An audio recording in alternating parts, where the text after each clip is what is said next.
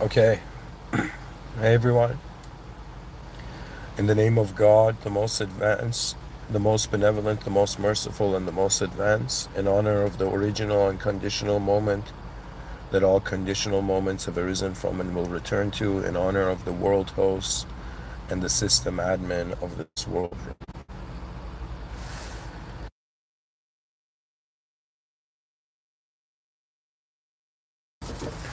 With the acknowledgement of the higher order process of this reality, I will now speak about the lower order processes, which is us. So, hey everyone, I'm still recovering from a cold, and I'm a bit nasally, but I haven't given a talk in a couple days. I just felt like I should give a talk.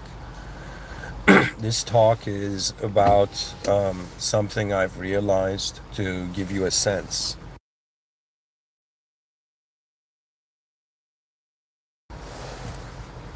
of what kind of human being you're listening to.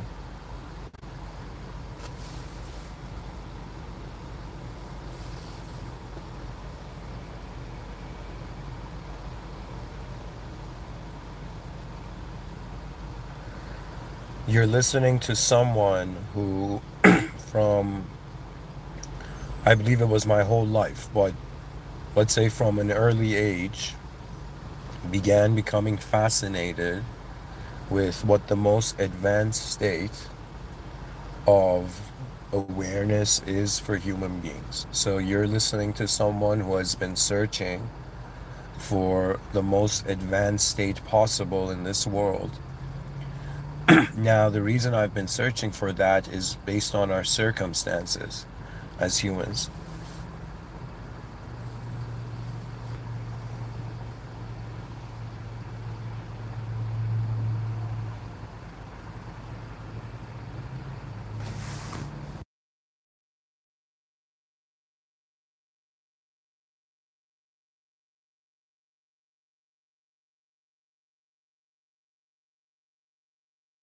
We human beings, contrary to how we're raised and conditioned by, let's say, the global educational agenda, we treat ourselves as nouns, but reality is actually a verb. And when you start paying attention to how it's a verb, the circumstance you're in sort of clears up. Meaning that they taught you most likely that there's a body, there's a mind. You know, the ancients considered a soul. I think it was after 2013, where masses of people became more and more secular. But they didn't realize at what cost. Now, pretty much people have this notion of body, mind, soul. When I was being raised, I was born in 91. When it came to the notion of the mind, pretty much the body was explained scientifically. The mind, there were theories on it, but the mind was ambiguous. The mind was like semi-known, semi-unknown. And the soul, even though there was an explanation of it, I heard different explanations of it when I was young. The soul is, I treat it as 100% unknown. Okay, it's an unknown aspect of self, which I will get to and I will talk about in this. But I want to tell you that when I was being raised in this world, it was the mind. They just told you have a body, there's a mind, and if you want to go deeper, there's a soul, and the mind we don't know. And they gave this statistic when I was young that we're using what, like 12% of our brain, but that statistic is actually inaccurate. We can explain 12% of the brain. It's not that we're just using 12%, you know? But it's a whole event. We can't have systems thinking and just treat the elements more real than the whole system they're in. So the mind was an ambiguity. I remember going into like yogic literature, Buddhist literature, And they had this very interesting phraseology where they would say, there was this dude, I forget his name. I think he was like a patriarch of Buddhism to Japan. And I'll tell you the story really quickly. This patriarch of Buddhism to Japan, he goes to Japan. He goes and meets the emperor. The emperor's like, yo, oh, Bodhidharma. His name was Bodhidharma. The emperor's like, yo, Bodhidharma, I've made Buddha statues. I've shared sutras with the people. What's the merit? What do I get out of this? And Bodhidharma, this enlightened sage in that culture, looks at him and says, all you've done is foolishness, and leaves. And the emperor gets mad. But then the wise councilman of the emperor explains it to him that it's not that you making statues and sharing sutras is wrong. It's just that the ego you had in doing it to get something, not doing it out of just being a presence of your nature, right? That's really the difference between different classes of souls and ranks of souls here on this earth. That how much do they comprehend a sort of natural reality? How much of it is a sort of conditional, wanting to fit in sort of response to the moment's reality? So, anyways, Bodhidharma goes like evidently goes outside of the palace walls, stares at like his face like inches away from a wall, goes into a deep meditation in that culture known as samadhi. Now, at the same time, as destiny would have it, there's this guy who hears Bodhidharma's entered the land. He's suffering.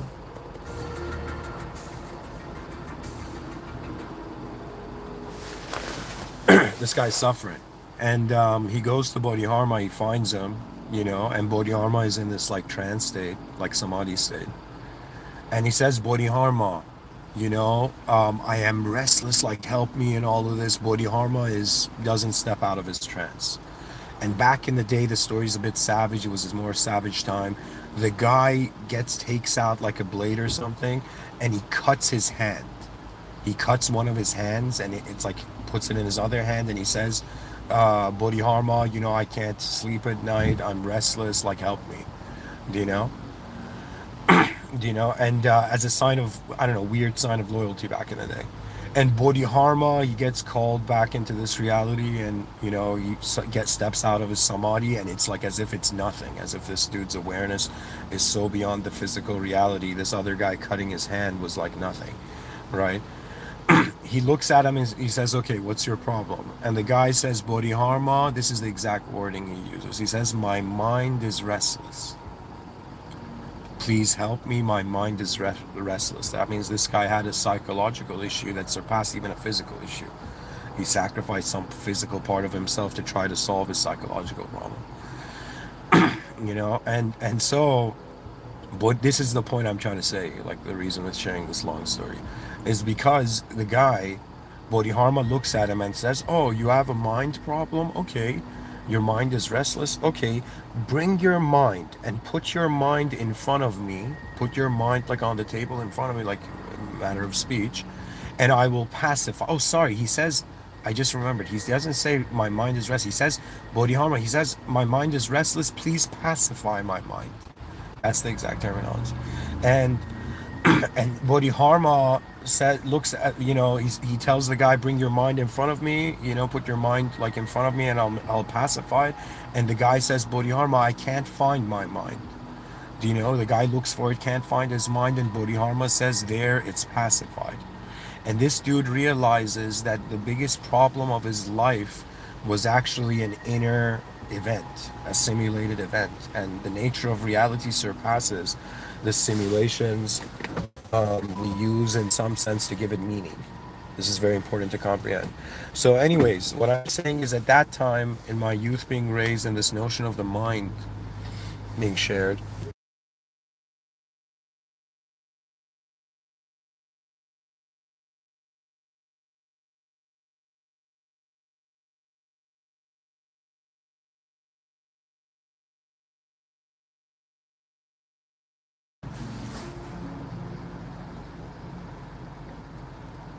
Pretty much an objective explanation of the mind does not satisfy our experience.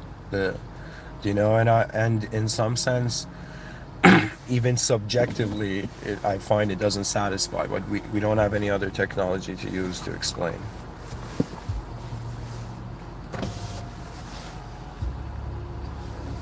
So anyways,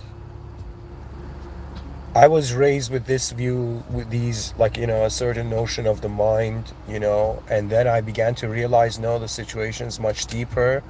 The mind is not an object as a location. It's more like all phenomena is found local to this unknown presence of awareness that is our moment.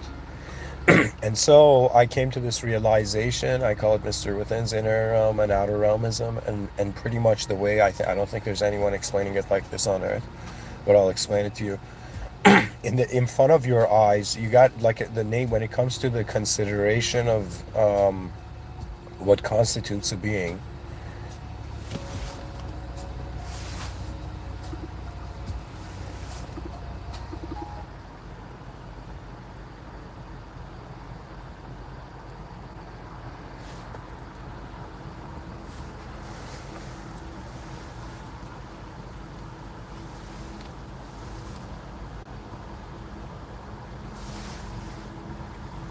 In front of your eyes, you access what I call the outer realms, a public, objective, physical server. Behind your eyes, everyone is experiencing a private, subjective, non-physical yet visible server. This whole time they convinced us that we cannot see when our eyes are closed, but that's how we've actually been seeing the whole time. You can close your eyes and imagine the food you ate yesterday like hovering in the air. And so when it comes to this ability to discriminate between the outer realms and inner realms, this is the key mapping. Okay, this is very crucial. Because you begin to realize that people are living a hidden life behind their eyes. In front of them, they live an unhidden life.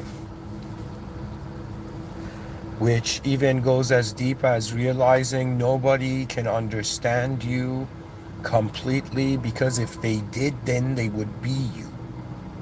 So every human being, which has a unique DNA, also has a private access to their room of their DNA, which we consider mind. But I'm telling you, just see it as inner. Forget the word body and mind and just see it as outer realms and inner realms. Okay?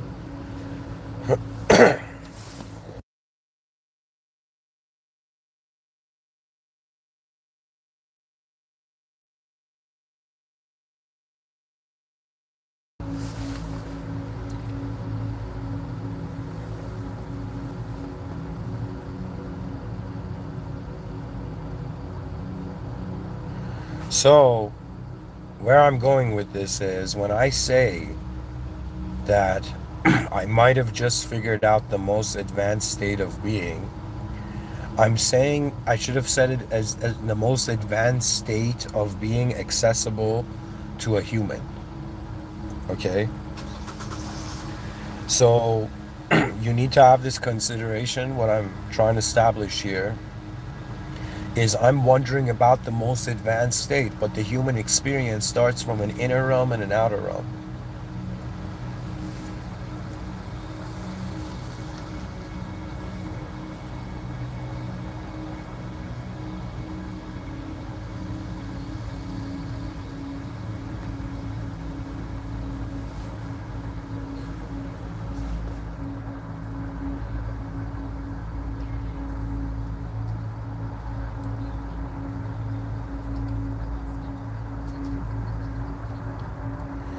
In other words, the most advanced state of being is different to the most advanced state of being for a human.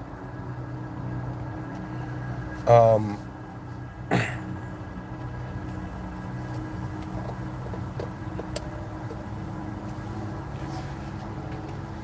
I have prepared a research component to read for you. But I'm, I guess I should say it with my own insight first.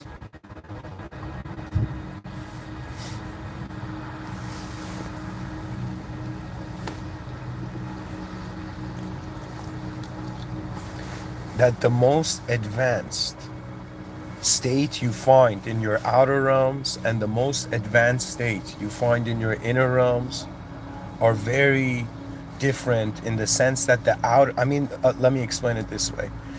We human beings are conscious and we know of experiences that are found within our inner, in some sense, or let me say it this way. We have a general, in the outer realms, in that public server, we're all like in the same MMO map, okay, like a video game where we're all in that map and we're figuring it out.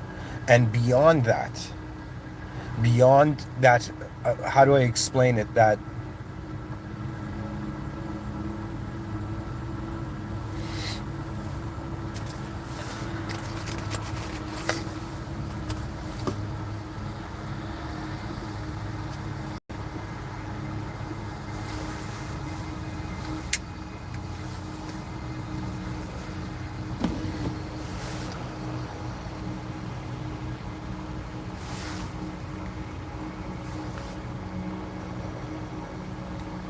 in front of our eyes, in the outer realms, what we confront is a conditional reality.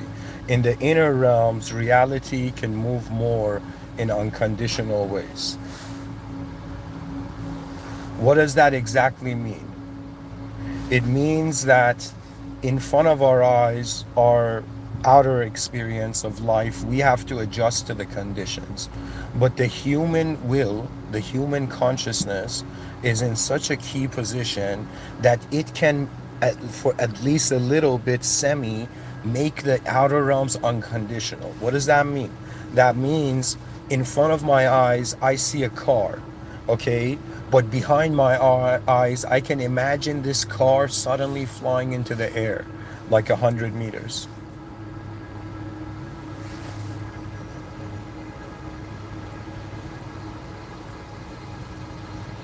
In those 100 meters that this car can fly, it's not flying in the outer realms. Flying cars don't exist in front of my eyes, but behind my eyes, I can access the design.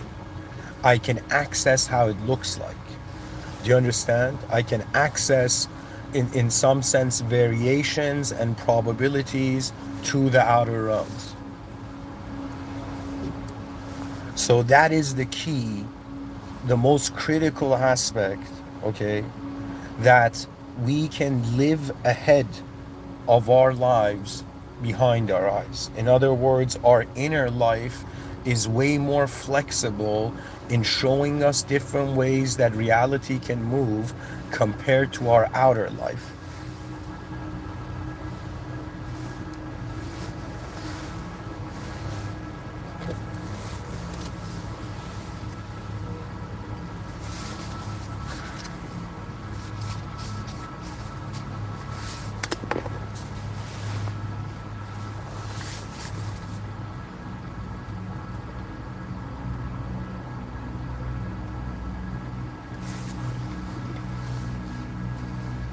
So as someone in the pursuit of the most advanced state of being, or advanced state that is accessible, okay, we gotta in some sense come to terms with the exact position of this system, okay, and it's the simultaneity of a field experiencing form and an existential formed position activating in that field. What human beings, I'll get down to my deep view on this, folks. The most advanced state that humans have found, and this is my conclusion at least in this moment, I'm going to explain that. Don't think but I have to explain to you the context of how I reached to that conceptual position, okay? And it is by far one of the most important things to understand, that the life you live behind your eyes, subjects are a body for. But the life you live in front of your eyes, objects are a body for. We are living at a time where I want you to think that language is a tool. Okay? It's like, imagine language is a sword. okay, or like a shield, or it's like armor, okay. And so human beings in this unknown place, okay, had to put on some armor. They had to, in some sense, identify a position of their being.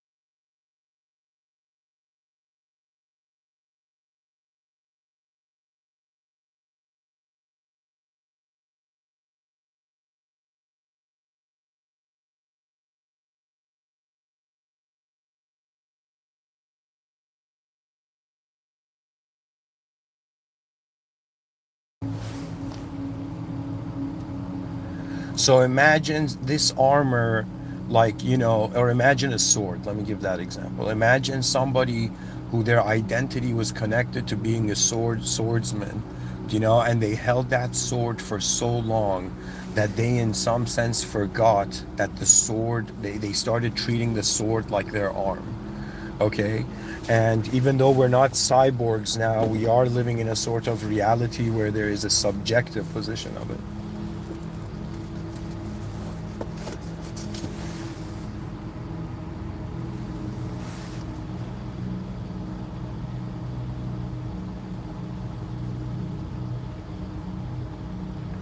In other words,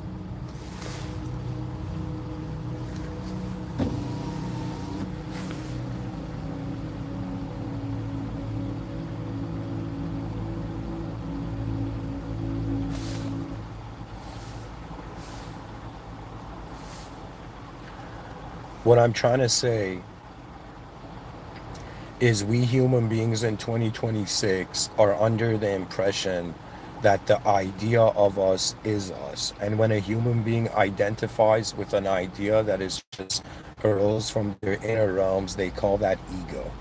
Okay. And of course, from one angle, we consider currently that, the human strategy, all of the human strategy is towards an instability. And the human psyche, its effort is to maintain a coherent self, you know, to maintain a coherent self across all conditions of life. So, in other words, there are various different realities, various different conditions, and the maintenance of this coherent self across all these conditions suggests reality. So, from a psychological angle, you're looking at a physical, how do I say it? I mean, on some level, you have chemistry first. I mean, in the modern scope of thinking, you have chemistry first. From chemistry, in some sense, arises physics. Or sorry, I'm mistaking here. You have physics first, then you have chemistry, then you have biology, then you have psychology, then you have philosophy. And so it's the nature of reality and the different conditions, that we have in some sense been sculpted through. Various forces have acted upon what we are as a being, what or how we have become a being at all. Like, this is the most important point, one of the most important points. So I'm telling you, now we're living at a time where everything is conditional. The human identity is conditional, right? Everybody's happiness and success and vitality is based on the conditions they're in, and how they respond and adapt to those conditions. Okay, so we are, what evolution, I think, was trying to say is that we are this force that adapts. And in some sense, if you pay attention to history, the entity, the being, has been adapting to the environment. But after a very long point in history, we are capable of adapting the environment to ourselves. What does this say? All of life so far has been an effort of privacy.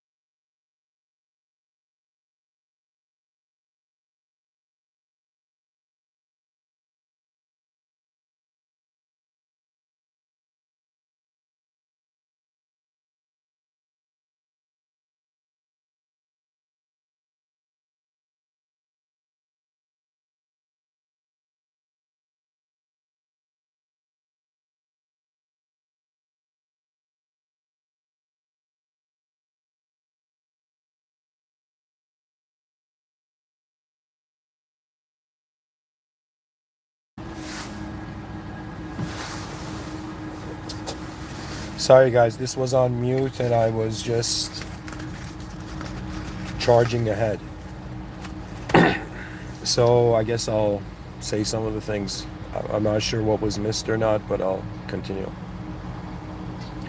Pretty much I was making this point that when you look at evolution, okay, you're seeing something very unique. You're actually seeing that if the self, if in evolution, if in like what we know of this observable world so far, is that organisms adapt to their environments.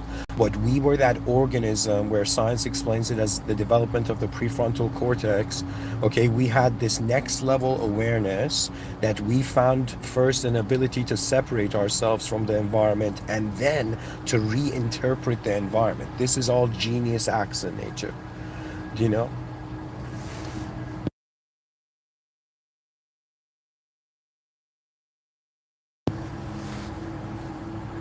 So, in other words, evolution has been the journey of a force to establish privacy. And it's all come down to the human idea and the focal point being the person.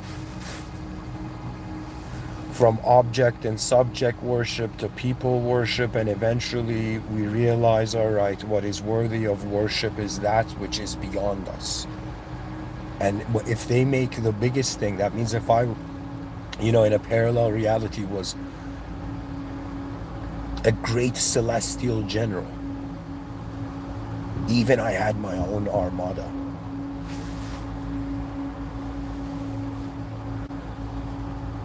It is about the realization and the recognition of what is the most advanced state, I've reached a point in my life where people are like, yo, man, there's this atheist argument where this atheist looked at this theist and was like, yo, man, you could have been born in any culture and had that religion, So it's a local sort of belief. But I would say that it doesn't matter where I would have been born on this world, because something deep within me, wanted to figure out what this is. And the ultimate conclusion, which I will share, is a recognition that there is an unknown life that can be lived here. And people are just living in the imaginable boundaries of what they have to prescribe meaning to before they enter those rooms.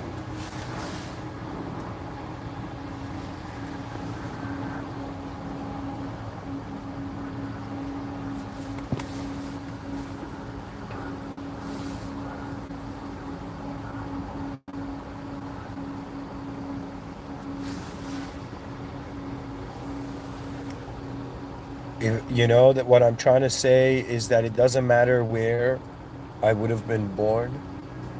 I would have sought the nature of reality and come to the realization that it is more unknown than known.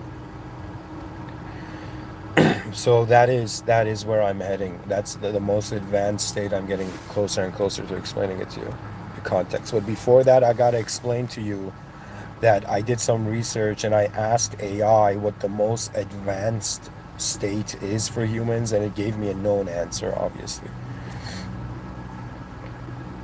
So I'm going to share that. I think it's very important.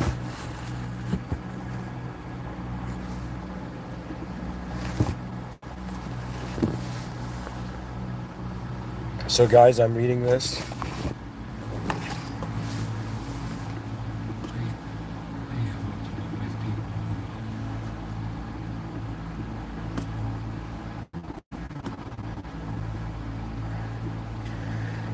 I asked AI what is the most advanced for humans.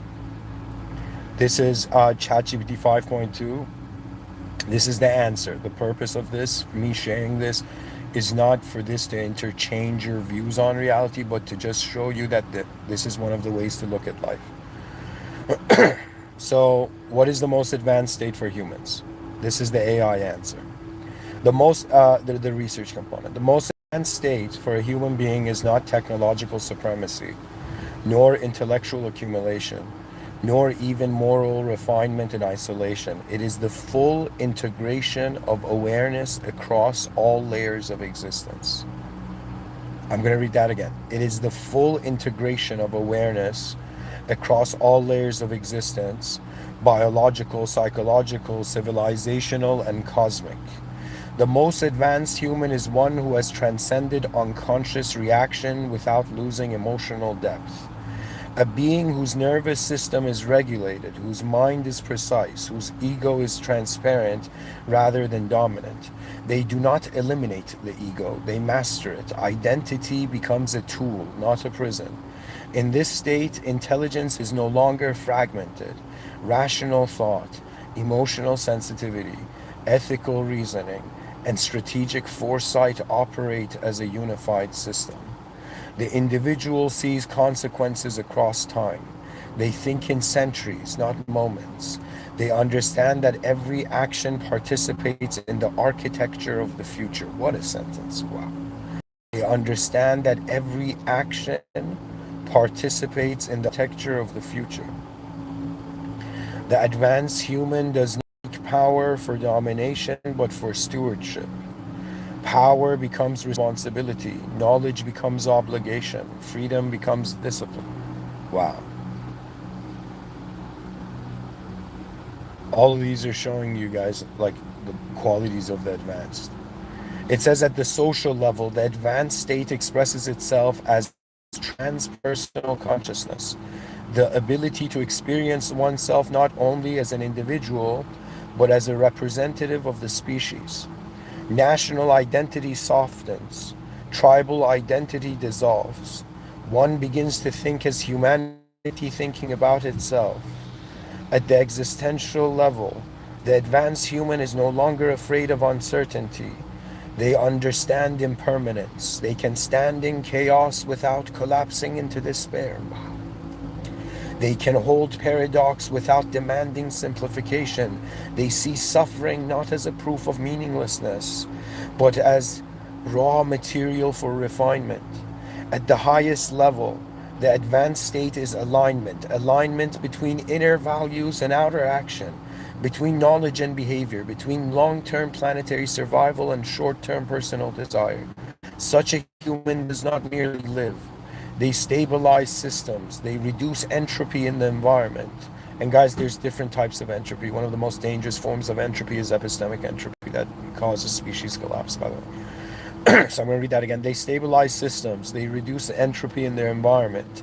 They elevate discourse. They create conditions where others can evolve. The most advanced state for humans is not superhumanity. It is integrated humanity, a species conscious of itself. Well said, AI. Well said, AI. So guys, that is the known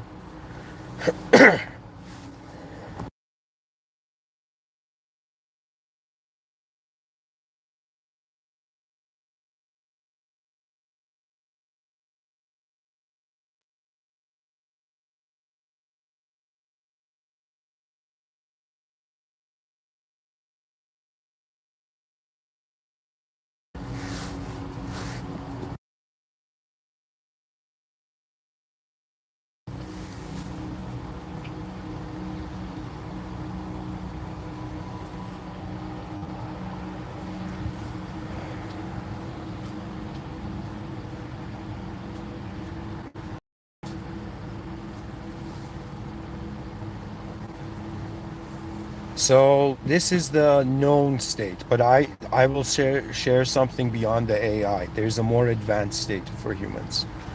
Okay, but AI has did a great job of summarizing here what the most advanced known state is. And so folks, if this life is a video game and every person is a character in this video game and you've logged into here from, let's say, your own unknown transcendental house where you're sitting behind the screen, even though the mysteries of the unseen belong to the system admin alone, humanity must acknowledge its conditional position or its suffering will be unnecessary. What I'm trying to tell you here, what I'm trying to communicate, is that when we wonder about the most advanced state, both for the inner realms and the outer realms, what is the most advanced finding? What is the most advanced engagement? What is the highest intelligent interaction level? which is a superior value than monetary and physical wealth. Do you know that means there are some people who are wealthy, but their life has in some sense solidified them into an identity. Do you know? And then there are those who are not wealthy and life has not solidified them in identity. Do you know? And it's very fascinating because the same view of solid, liquid, gas state to the same substance, you know, same elements, you know, it's in the same way we can say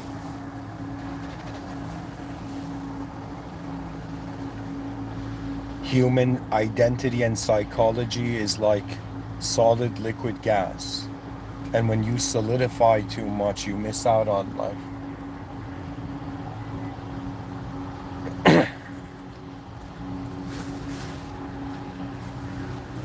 For example, Bodhidharma who went into samadhi, he had no identity at that point. You don't need an identity in the higher planes. In the lower planes, you respond as a conditional entity to conditions, but that's not the most advanced state. What I read for you as the research component is the most advanced conditional explanation, which is saying that pretty much I'll summarize it.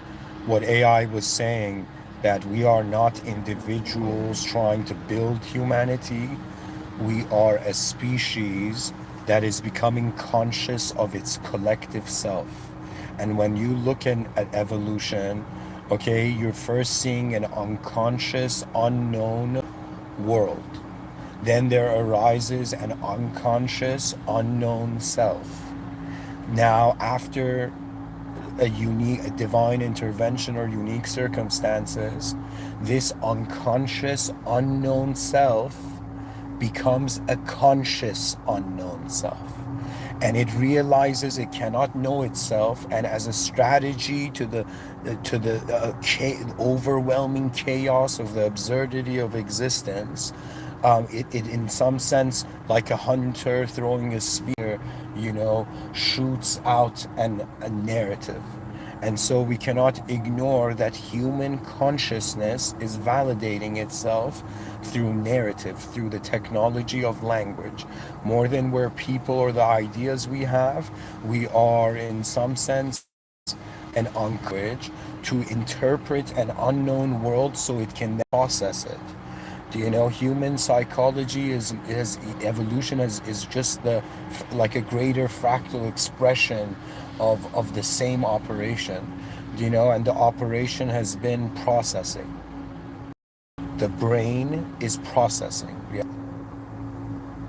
And if we want there to be a specificity, a specific seer, then reality is beyond itself. It's as if the heavens, the earth requires to explain itself to the heavens. The heavens don't need to explain themselves.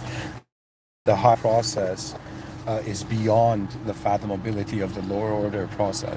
This means that ultimately human beings are the unknown experience. So let me tell you what happened. We consciously were an unknown being. We started naming ourselves using language, entering the linguistic simulation, and we became a known self. So everybody who was raised, born in this world, is conditioned to think, to consider that they are conscious of a known self in, at first, a knowable world. All of us has been conditioned this way. The fact that I can speak about this is not a testament to my ability. It is a testament, do you know, to the vastness of this world. Because folks, I'm getting to the conclusion that you've all been waiting for. You know, those who sincerely listen, they listen with their hearts that are beyond this time.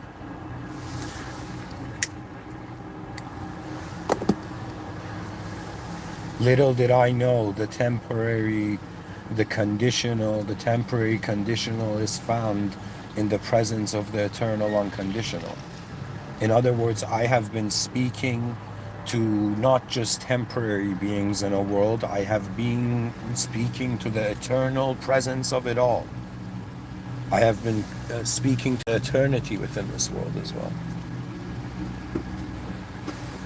Conclusion, I'm telling you, is now the human species, thanks to those, let's say, lost, confused souls, that something within them needs to find the original world. The realization is that the known self, the subjective realities that man has simulated as abodes for its identity to roam in, these abodes are not the real moment.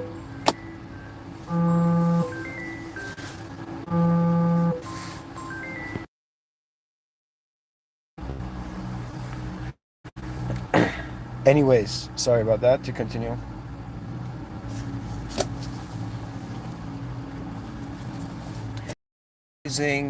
That the strategy our ancestors implemented, which I call Civilization 1.0, okay, was a reaction.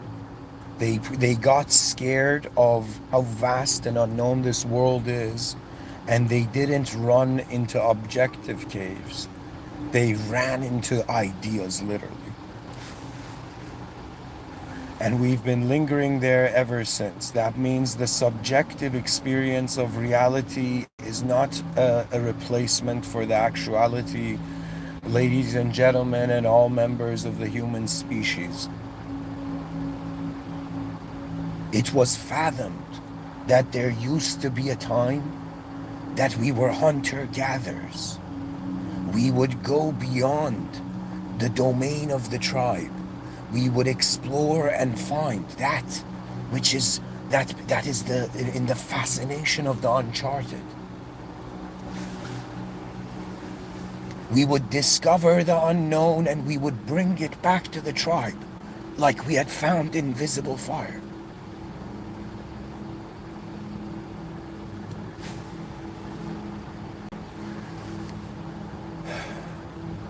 Even beyond the roars of a Sagittarius, beyond all the ways that reality can be interpreted, regardless of how Phaeton fell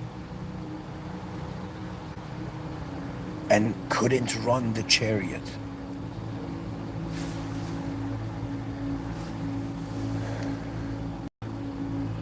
My beloved species, I figured out the most advanced state, and I have found a way to explain it, to tell you that firstly, the most advanced state is realizing the limits of the human experience, and then realizing the limitlessness of reality. And to wonder not just what clothes you're wearing, but in some sense to wonder about how you have dressed and addressed reality, dressed your mind and addressed reality through it this whole time. Do you know what sort of character have you been, and when will you realize, everything that means something about you, is in some sense a private vision. It's so funny that the outer realms gives us the forms, gives us the shapes, but it is something within us, from within us, that gives it meaning. And what is within us is the simultaneous awareness, unexplainable awareness of the outer realms and inner realms at the same time.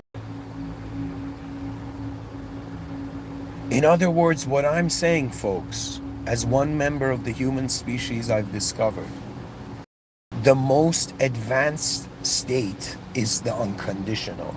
Because we're beings, to us, it is unconditional being.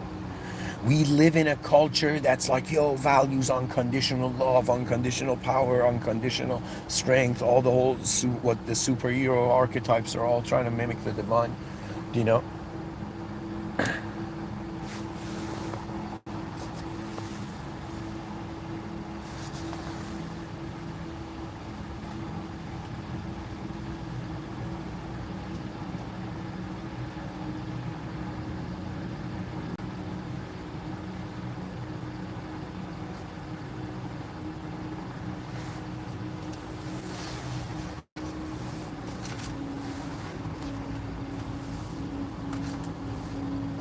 The power of the presence of it all.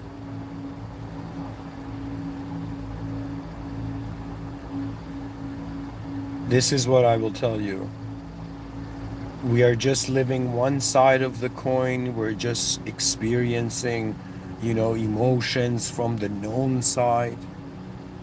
Great scholars have pointed to not just the subconscious, but the collective unconscious. And I am telling you, that's where the actual party, original world is at. In other words, it's an unknown self experiencing simulated conditions that it is using to interpret each in a circulatory way those conditions.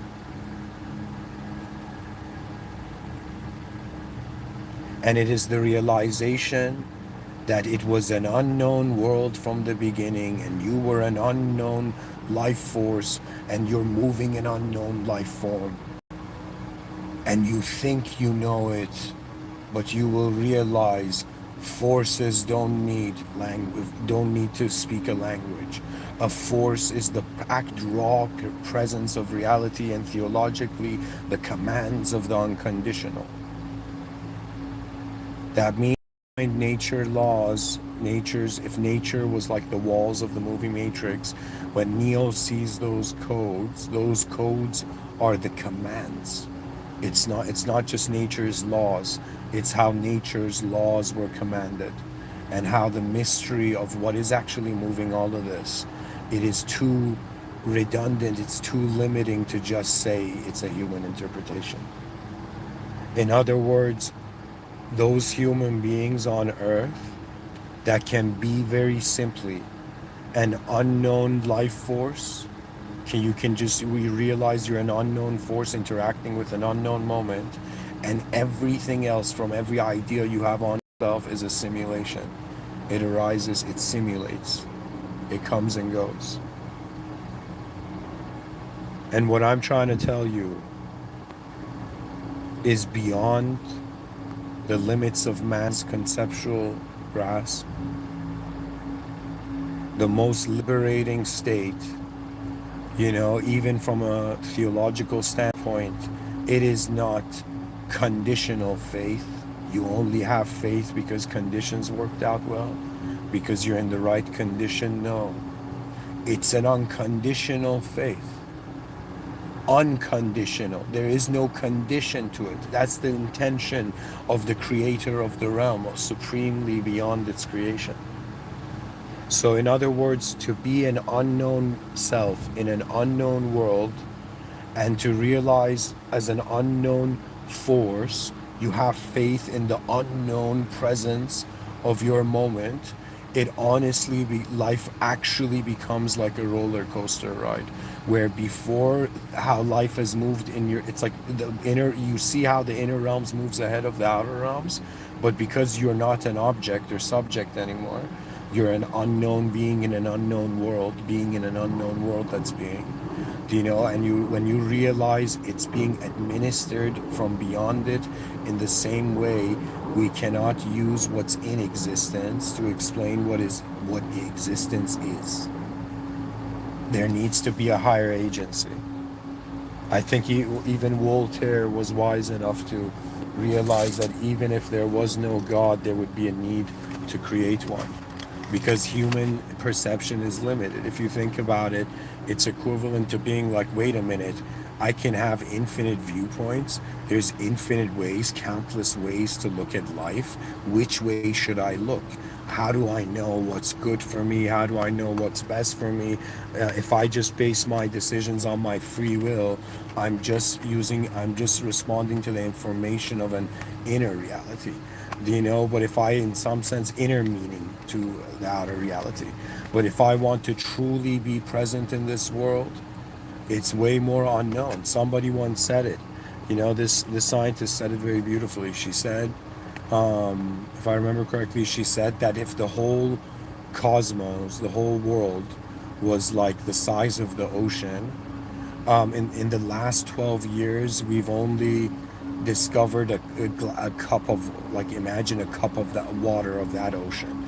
That means it is not possible to scientifically come to a conclusion until there's very, very advanced computers. But then the ethics of those computers are key. You know, that means I understand the Turing test, but it's way deeper than that. Because the human archetype is accessible to any entity, but to be a biological human being is a different position. We're still the natural, original biological human beings. And they consider that 300 human civilization is 300,000 years old. And it's estimated that 117 billion humans have existed so far, and 8.1 billion people are currently alive. That's like 7% of people that are humans that have ever existed in the cosmos existing right now. Okay? And what I'm trying to tell you is that none of these 117 billion human beings are the same. They are different. They occupy different moments, different regions in the space-time continuum, and even their inner realms, like an antenna, you know, it has a different range. And life changes you in ways that it's just beyond just human will.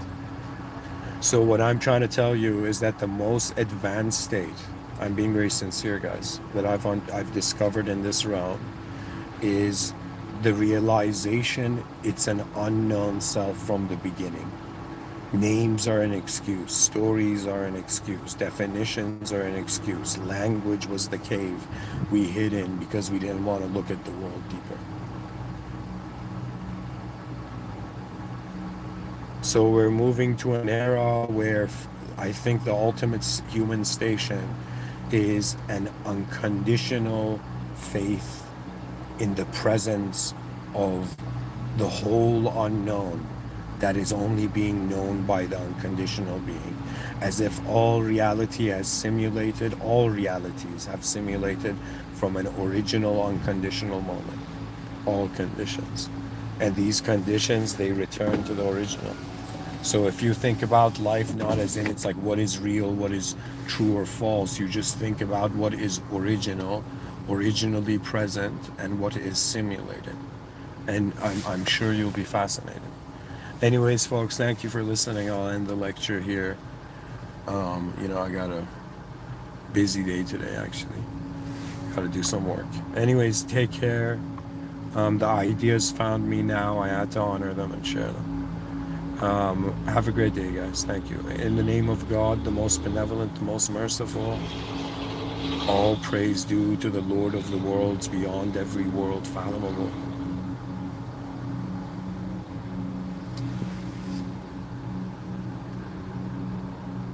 And may the greater clarity of our realm find us all, because I will tell you, this might sound like this is going to be hilarious, but if somebody was like, Mr. Within, is there a healing method or is there a cure to like the human condition? And I would be like, it's like a simulated being asking cure to being simulated. And I'm like, there technically is, if you ask where the simulation is. Trying to get out of the simulation. No. Relax and wonder, what is a simulation? And you realize it is the privilege. It is the privilege to see the world differently. I am telling you, I don't know of any greater method that stabilizes the inner realms and outer realms like the wings of an eagle, that is not bound by just one branch of knowledge, that can fly and see the whole forest and even realize what witnesses the known is unknown.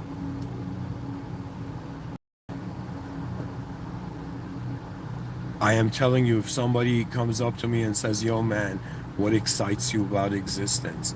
And I'll be like, it's like you're asking me, it's like somebody who's attending an event, right? And I don't know why I'm attending it, you know? But I'm attending this event, and in some sense it is a meeting of unknown beings that are managing themselves in known ways. We can't ignore the fact that they're like, yo man, you know, depression statistics are up, suicide statistics are up, people are freaking out and like don't know how to handle their lives, and it's understandable. Of course, you're in an unknown entropic world, you know.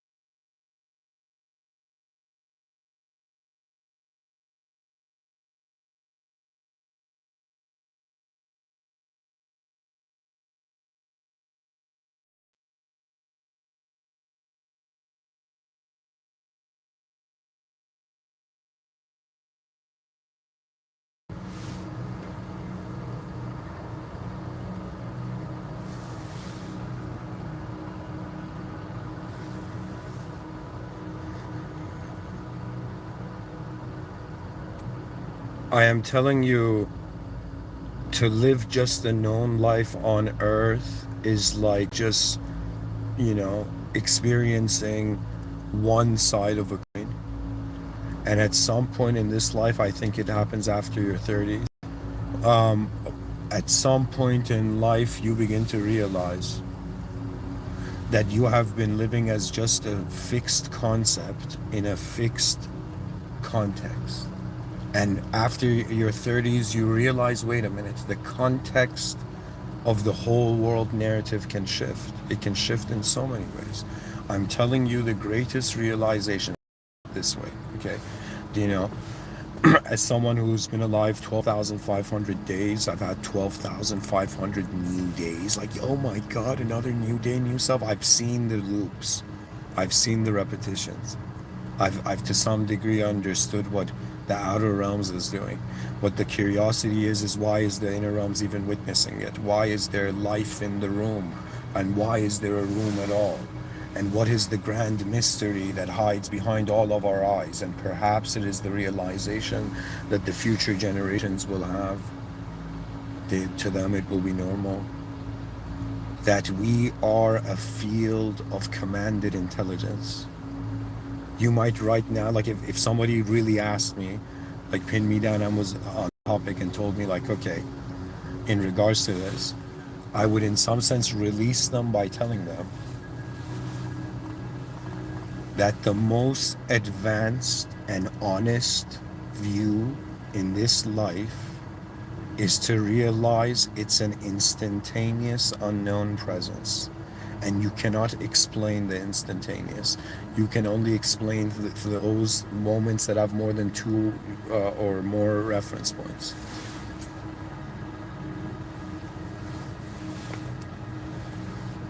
That advanced state, the most advanced life, like how often does a human being come and tell the species, guys, the more advanced life, it's right here. People are like, where is this advanced life? And I will say it starts from the realization that you have no clue who you are, and you have no clue where you are. And all of human psychological strategy has been to give an excuse not to confront the vastness. So when you realize the world is more unknown than known, then you are like, wait a minute, how am I knowing myself? They told me to know myself, right? Know thyself. So when you go to know yourself, right, it's like, what is the observable dimensions of it that you can know? What are the unobservable dimensions? How can a force explain itself with its own byproduct? It's like, how can a cause explain itself as with its own effect? Do you understand? It is not as complete, because forever the higher order process, the absolute being that conditions align to, we're simulated beings, unlike the original system admin of this beyond this reality, and we have our experience here is adapt to conditions, or we fade or break down, right? But human adaptation is to also envision everything. Let me tell you something funny. You know how they say people remember something they did in the past, have regrets, or like they cringe or something? Do you know? For me, let me tell you how hilarious it is. You know, if they ask me, do you have regrets of the past? I'll be like, yeah. And if they ask me, do you have no regrets of the past? I'll be like, yeah. And they'll be like, what do you mean? You know, and the answer to that is simply this, that the moment I realize it's not just an object I could look at from different angles, every subject can be looked at through any other subject. Genius is having the courage to, connect the dots and build between dimensions that had nothing to do with one another, or we couldn't figure out the correlation. It is all, I'm telling you, like, at least when it comes to the intellectual life of the human being on earth, where is the honor? Where is the honor? Like, honor comes from purpose. What is the purpose of the human species? And as someone who, the moment the word concept of I understood consciously, I paid attention to what the word advanced means. I had a sort of hilarious, advanced enlightenment, as if the spirit of the advancement found me in that moment. And I realized every word that my mind has ever known, you can put the word advanced in front of. In other words, wonder about the most advanced self, wonder about the most advanced world, wonder about the most advanced action, wonder about all the most advanced probabilities that are there. The advanced has always been an option, implying the result of the total responsibility of the human species for its future. In other words, for me, civilization 2.0, the next, we're all living for, let's say, everybody's trying to improve themselves, right? The whole point of life is growth, they say, right? So everybody's living for their most advanced self, but now it is time to run further ahead in our minds, behind our eyes, and to, in some sense, really see that we have reached a time where we need to wonder about the nature of meaning itself. We need to have an ability to discriminate between the epistemology and the ontology of a moment. That means, what does life look like from our point of view, and then what do we do with the realization that there's infinite ways to look at something. In the same way, there's like how many different kinds of human beings will come into existence.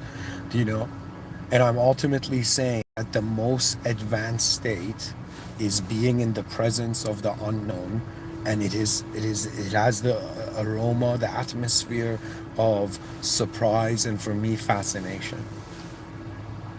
That means live the fascinated life. Everything else is boring. Anyways, folks, thank you for listening. In the name of God, the most benevolent and the most merciful, have a good day. Take care.